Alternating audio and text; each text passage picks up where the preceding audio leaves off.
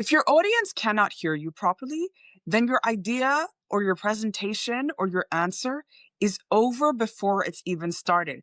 And this is one that many people might overlook because it's really just volume. Maybe I can speak a bit louder. But if this is you, where you know that consistently people say, "Can you speak up a little bit?" Or "I can't quite hear that. Could you say that again?" Then you could inadvertently be costing yourself seniority points. And quite honestly, this video might be more relevant to women in those senior positions than it is to men. Why is that? Well, women tend to have higher pitch voices. Higher pitch voices are harder to hear than lower pitch voices, and they need to project more. So let's imagine you're a senior manager, you've been asked to give a report about something you've been working on for ages, and you're in a group of, let's say it's 20 people. You're giving this presentation, except about 70% of them cannot hear you. It's not like, oh, it's a little bit hard for me to hear. It's like they can see your lips moving, but they actually cannot hear you. And if this is you, and this is not everyone who will watch this video, then you will know people constantly ask you to speak up, to speak louder. And you may feel, but this is just my normal voice. I don't speak louder, or speaking louder is just uncomfortable. And so here are a couple of elements that I would strongly urge you to consider. But before I go there, I want to discuss why it's important to consider this in the first place. Because it's easy to think it's all about audibility, but it's not all about audibility. This is about audibility first, but also perception. Because I want you to think about it like this. When your volume is low, it's as if, from a physical perspective, you are doing this. That's what it signals when you speak extremely softly at every meeting. You indicate to people that you do not want to take up space. And that is not the kind of message you want to send as a leader. It doesn't mean my solution is for you to be loud and boisterous and obnoxious. That's not the thing. But it does give an indication that maybe there's some feeling that you don't think your message is worth hearing. If your message is worth hearing, then it is worth hearing, literally hearing.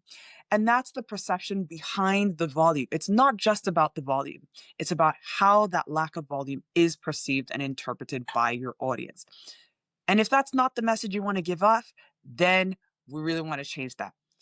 From an audiology perspective, the first thing I would say is if this is a comment you keep getting, then I would encourage you to check your hearing. It sounds obvious, but it could be that you have hypersensitive hearing. There's some people who hear their voices extremely loudly in their own body. So I would urge you to check that out on that level. Maybe that's what's happening. That's number one from a clinical perspective. Number two is if that's not what it is and you just find it a little bit uncomfortable when you raise your voice, then I want to say this. People often say, but this sounds so unnatural. This is not how I usually talk. And there's something Vin Jiang says, which I really love. There's a difference between your natural voice and your habitual voice. Your habitual voice is the voice you are used to using. And that's everyone. We're used to using a certain voice.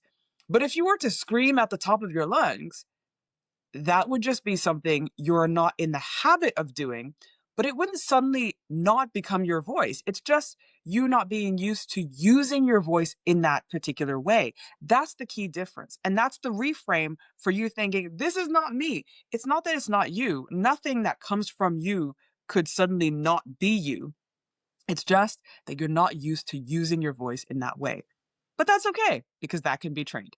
And so what I want you to do is when you practice giving a presentation, give it in the size of a room that is approximately equivalent to the room you will be giving it in, and put your phone somewhere probably further where the furthest person is going to be sitting. Put your phone further than that and then press record.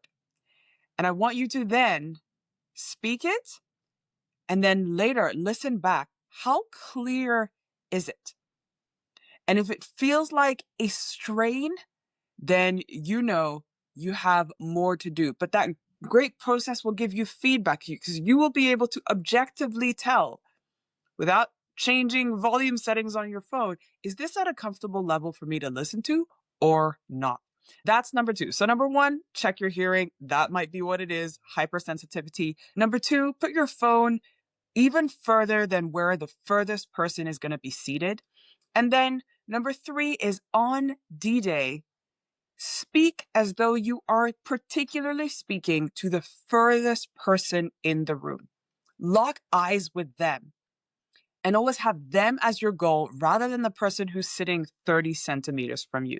When you keep that person who may be 5, 6, 7 meters away from you in mind, then you are less likely to retreat into a lower voice. Now, I want to leave you with this. If you are a senior manager or an executive and you feel that your expertise is not matching the authority that you have, it may simply be your volume. The beautiful thing about this is volume can be practiced. It's probably one of the easiest things to practice. You can practice this at home by simply just increasing the volume and thinking always about the person who's furthest away from you. If you know that they can hear you comfortably, then it takes care of everything else. But don't forfeit your authority simply because the people cannot hear your brilliance. Increase that volume, increase that power, and the authority will match your level of expertise. If you are interested in honing these skills even more, then click on the link below because in the Technical Executive, we dive straight into that. I'll see you there.